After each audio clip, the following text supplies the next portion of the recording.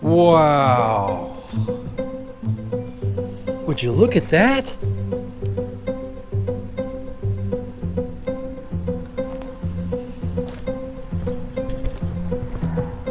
Look at that. My mulch just washed down the hill. Wow, look at that.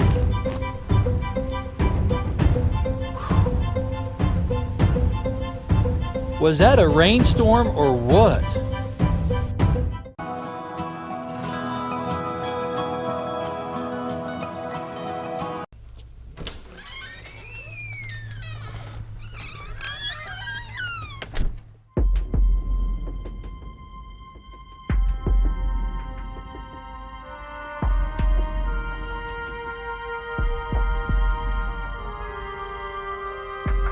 As it turns out,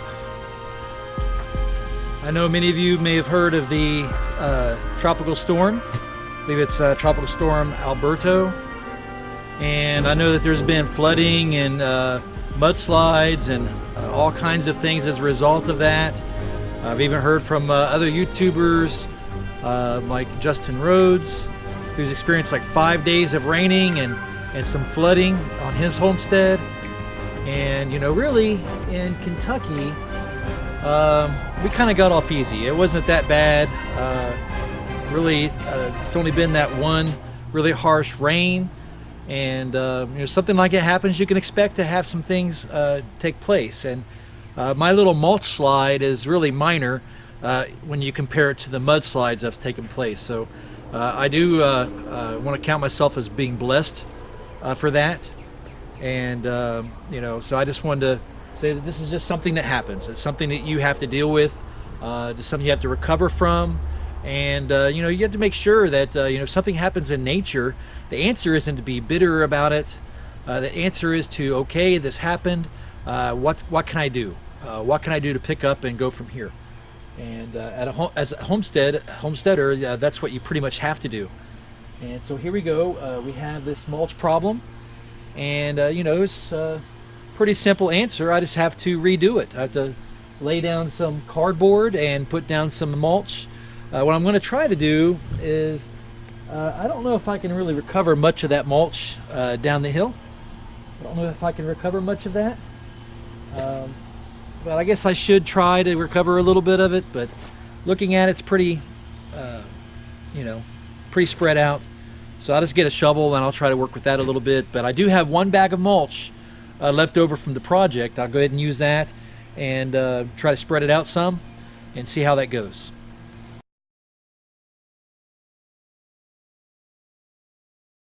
There's Jasper.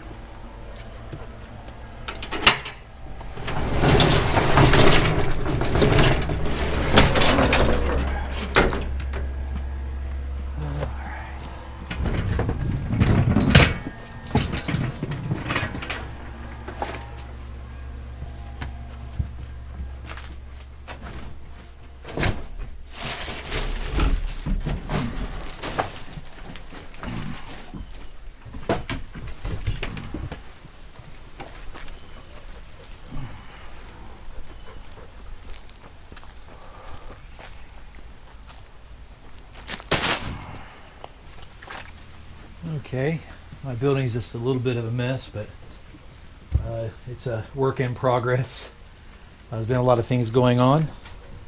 I'm going to go ahead and get some cardboard and use that for remulching that section. Just one thing I want to address as far as how messy it is in here. If you saw all the garbage over there, there's actually a good reason for that. We actually store all of our garbage right here. And that way we don't have to pay for the garbage collection. And really I kind of like it because when it gets up to about that level, we're actually going to make a garbage run, hopefully today, but if not, we'll definitely do it tomorrow. And instead of paying the monthly amount to have my garbage taken by someone else, whereas I have to put it down there on a certain day, certain time, and if you don't have some way of protecting your garbage from the dogs that are in the area, you have like wild dogs, we have coyotes that come around, you could end up having a mess. So it's just to avoid all of that. I just take it myself. You know, it's cheaper, much cheaper. I just put it in my truck, take it down to the dump. Cost me a fraction of the amount that it would normally cost me. I don't have to worry about putting it out on the curb. I just take it out here, put it up here. When it piles up a pretty good amount, I take it out all at once. And not everybody wants to go through that. It can be a little difficult in some ways, but I don't really find it's that much of an issue, that much of a problem. So as little garbage as we produce, I take out my garbage maybe once every 3 or 4 months. So that's not bad. So that's one thing we do with the garbage. So I just want to explain that. Now as we take a close look at some of the damage, we see that there is cardboard still there. Okay, so a lot of this cardboard I don't have to do anything with. I just leave it there. And see how thick that is right there? I can just probably move a lot of that over and just kind of, there's a thin spot. Just kind of even it out a little bit for a good part of it. So that's going to help a little bit. Now, that hose right there, that's for my air conditioning system. That is the condenser drain hose. And then, so I'll have to, what I like to do is like to bury that under the mulch. As long as it's not obstructed and the water can get out, it really doesn't matter. And some of this I'll have to, just resituate the cardboard that's there. It'd be just fine. And then there are some places that definitely need some cardboard there. But either rate, I'm going to put some cardboard there. Make sure it's all nice and covered. And there's a hole right there.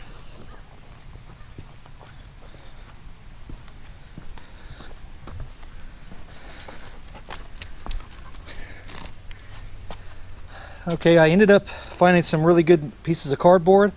I found these long strips of cardboard. I'm not sure what kind of a box it came from. Doesn't really matter to me. I'm getting rid of it, and I'm using it to mulch in my bed and to fix a problem. So it seems tailor-made to fit to me.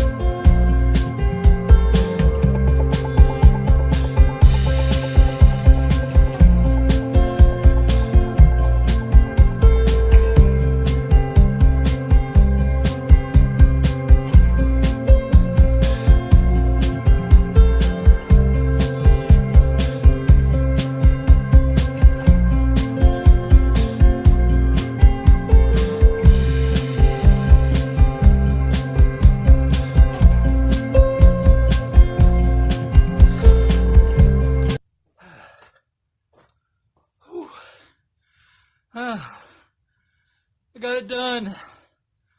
All right. That was pretty easy, right? Yeah.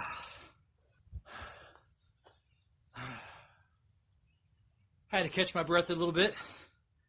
Well, as you can see, for the most part, it's pretty good. There's still a few thin spots. I was able to reclaim some of the mulch that washed down the hill. It actually kind of went around the corner of the house. So I got a good bit of that reclaimed. There's all these little pieces of cardboard. All I did was I put that underneath the mulch, because that's going to become mulch, basically. So I put that underneath where you can't see it, put the mulch on top. That's good. Like I said, there's still a few thin spots here and there. For the most part, it's covered. What I'm going to do is I'm going to go ahead and buy another bag of mulch, which is only a couple dollars. It's no big deal. And I'll just go over some of the thin spots and make it look good. And it'd be pretty much just the way it was, maybe even a little bit better. So I hope this has helped someone. And another thing I wanted to say is earlier I mentioned how, we got off pretty easy here, and that is true. We got off pretty easy here, especially at my place. Not a lot of damage. But I did not say that to minimize the hardships and the damage that's happened elsewhere. Like I said, there's flooding, there's mudslides, very serious things, and I'm not trying to make light of that at all. And I don't believe it's wrong to be blessed where you're at. If the Lord blesses you, it's not wrong to feel good about being blessed. There's nothing wrong about that. But at the same time, we do need to make sure that we do not forget all of those who are suffering through these types of tragedies, these types of catastrophes. And we need to make sure that we keep those that are suffering those things, and we keep them in prayer. And there's a lot of things we could pray about. We can pray that if they lost their homes, that they're able to get an insurance claim and get those homes replaced, that they'd be able to have a place to stay while they're waiting to get into homes. Also, that other people in their hearts of compassion towards them would want to help them out. And if we're able to help them out, we need to do that as well. And, and we also need to pray for, there's a lot of things you can pray for. But I think two of the main things we need to pray for is that there's two main reactions. They're not the only reactions to catastrophes, but they are two very common reactions. Is either one, someone could look at the catastrophe and, why would God allow this to happen? Or some people might even say, why would God cause this to happen? And they would automatically start blaming it on God. And it is true that God could cause natural disasters. I don't believe He causes everything in nature to happen as it happens. I believe that He designs and creates systems, and that those systems can function on their own, that He's created them in that way that they can function on their own. And we look at those as natural processes. So I believe all the natural processes that we have, those are mechanisms created by God. So I believe that nature can unfold on its own, according to the way it was designed and created to do so. But at the same time, God does intervene at times. And there are times He does bring on catastrophes. And, in the Bible, specifically, He brings upon catastrophes upon nations, upon the entire nations, not for the actions of individuals, but for the collective actions, the majority actions of the collective nation. I just want to make that stipulation. Psalm 9:17. The wicked shall be turned into hell, and all the nations that forget God. And if the collective nation as a whole is turned away from Him and going towards their own way, then God will bring natural catastrophes to wake them up, to sober them up, so that they would come back and turn back to Him before it's too late. And God makes a promise that He will heal our land, and He will forgive us our trespasses if as a nation we turn back to Him. 2 Chronicles 7:14. If my people which are called by my name shall humble themselves and pray and seek my face and turn from their wicked ways, then I will hear from heaven and forgive their sin and will heal their land. So that's one aspect of it, and that kind of leads into the second large thing I want to talk about. Is another main thing that could happen as a result of a natural catastrophe. If people who are fallen away from Him, they could actually have a sober look at their lives, how fragile life is, and have a sober look at their mortality, and that we're all going to die. All of us are going to die one day. It's a very serious matter, and we need to make sure that we consider it in light of eternity. I mean, what's after this life? After I die, where do I go? So they could use that to come back to God or turn to God and get right with Him. It's like, I know I haven't been living right. I know that these things in my life aren't right. I need to take care of it. And then they would go to the Lord and they would just cry out to Him in prayer for forgiveness and mercy upon them as individual. So I also believe that happens as well. So that's another thing we can pray for. And then the last thing I want to just touch on is, there are atheists out there who will blame things on God automatically. And I just want to put that is not a valid position for them to take. If they are truly an atheist and they truly believe that there is no God, and that's an atheist, it isn't that there might be a God or maybe there's no God. That's an agnostic. So there's a difference between an agnostic and an atheist. An agnostic says there might be a God, but I just don't know it yet. That's what agnostic means.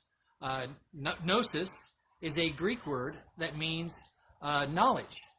It means knowledge. And a in front of gnosis, agnostic, that means no knowledge. No knowledge. So agnostic means they don't have any knowledge of God, right? But atheist, theo, means God. A in front of theo means it negates God, that there is no God. So those are very two different positions. But for the atheist, they have no presupposition, they have no foundation to blame God for anything because they say there is no God. For me to blame God for everything and also at the same time saying there is no God, that's not logical. It's just not logical. And I find that there's illogical atheists all the time that will automatically blame everything on God. It's like, if he was a loving God, then how could he allow this to happen? Or how could he cause this to happen? Well, if you're an atheist and you say that there is no God, that question doesn't make any sense. It doesn't make any sense from your worldview, from your foundation. You have no foundation to ask that question in the first place. But I would say that the reason why we have natural catastrophes, it isn't God's fault. As I alluded to earlier, it's our fault.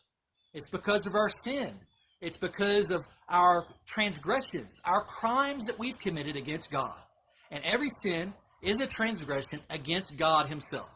Every little lie, every time we backstab somebody, every time we betray someone, every time we do things like that, it's not only against people, but it's directly against God, first and foremost.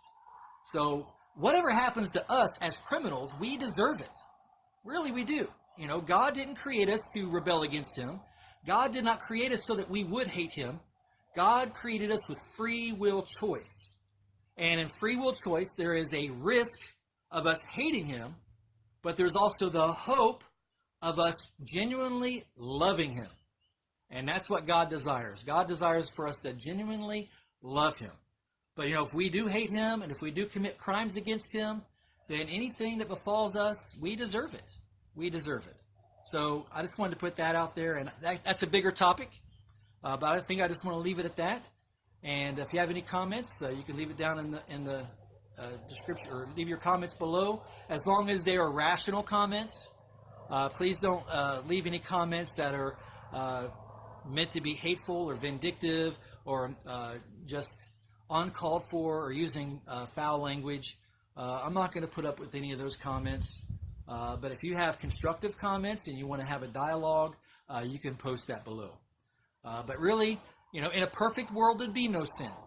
In a perfect world, no one would disobey God. And in a perfect world, no one would hate God. In a perfect world, everyone would use their free will choice to love God. And I don't believe there would be any catastrophes. I don't believe that there would be any tragedies. I believe there'd be nothing but perfection. And that's what God wanted in the first place. So I believe that one day we're going to get there.